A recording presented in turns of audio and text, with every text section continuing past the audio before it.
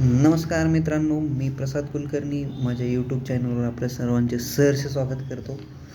आज आपण बघणार आहोत एक महत्त्वाचा राज्यघटनेतील महत्त्वाचा असा एक घटक आहे जो की मसुदा समिती, ड्राफ्टिंग कमिटी या नावाने ओळखला जातो.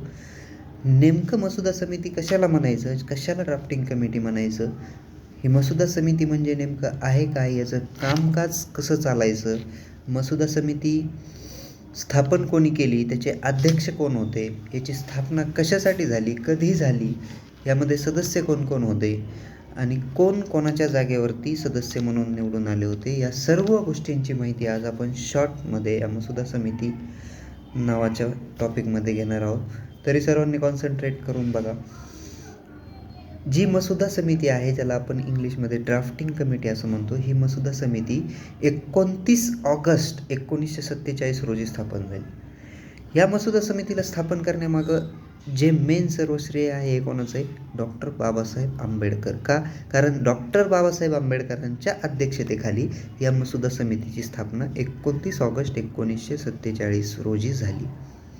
याच्यातला मेन हायलाईट करण्यासारखा घटक म्हणजे कोणता आहे? 29 ऑगस्ट 1947.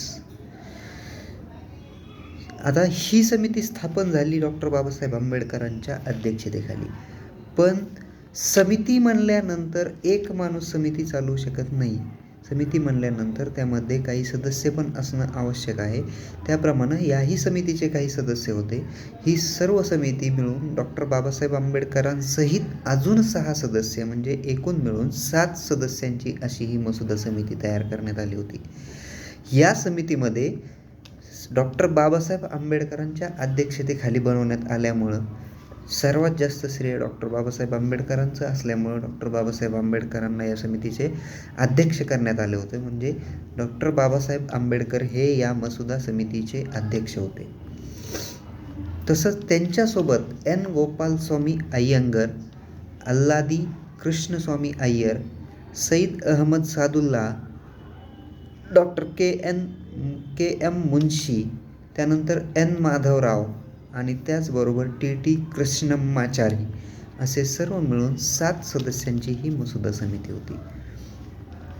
आता मसुदा समिती होती, पण मसुदा समितीचे अध्यक्ष डॉक्टर बाबासाहेब आंबेडकर होते आणि या मसुदा समितीमध्ये जे सदस्य होते त्या सदस्यांपैकी 2 असे सदस्य होते हे कोणाच्या तरी जागेवर त्यांना तिथं घेण्यात आलं होतं. असे 2 सदस्य कोणते होते? त्यामध्ये एक म्हणजे मी सांगितलेले एन माधवराव. जे एन माधवराव होते यांना BL मित्तर नावाचे जे सदस्य होते त्यांच्या जागेवर समितीमध्ये नियुक्ती देण्यात आली होती. आता एक प्रश्न असाही पडतो की BL मित्तररावांच्या जागेवर जर एन माधवरावांना समिती देण्यात आली किंवा त्या समितीमध्ये नियुक्ती देण्यात आली तर त्याचं कारण काय? मग जर BL मित्तरांच्या जागेवर जर एन माधवराव आले तर BL मित्तररावांचं काय झालं? तर BL मित्तर यांनी काही आरोग्याच्या बाबतीमध्ये झालेल्या गोष्टीमुळे किंवा अनारोग्यामुळे, त्यांच्या काही शारीरिक गोष्टींमुळे किंवा काही परिस्थिती किंवा काही तब्येत खराब असल्यामुळे म्हणा किंवा त्यांचं जे अनारोग्य होतं त्या गोष्टीमुळे या समितीमधून राजीनामा दिला होता आणि त्यांनी दिलेल्या राजीनाम्यामुळे त्यांच्या जागेवर एन माधवराव यांची नियुक्ती करण्यात आली होती. त्याच पद्धतीनं टी कृष्णम्माचारी नावाचे मी एक सदस्य सांगितले. या सदस्यांची देखील अशीच नियुक्ती करण्यात आली होती दुसऱ्याच्या जागेवर. कोणाच्या जागेवर करण्यात आली होती? ते DP खेतान नावाचे एक सदस्य, जे की टी कृष्णम्माचारींच्या आधी या समितीचे सदस्य होते. पण त्यांनी देखील त्यांचा जो मृत्यू झाल्यामुळं त्यांच्या मृत्यूच्या पश्चात त्यांच्या जागेवर टी कृष्णम्माचारी यांना 1948मध्ये DP खेतान यांचा मृत्यू झाला होता आणि 1948च्या नंतर DP खेतान यांच्या जागेवर टी कृष्णम्माचारी यांना नियुक्ती देण्यात आली होती. असे हे 7 मसुदा समितीचे सदस्य होते.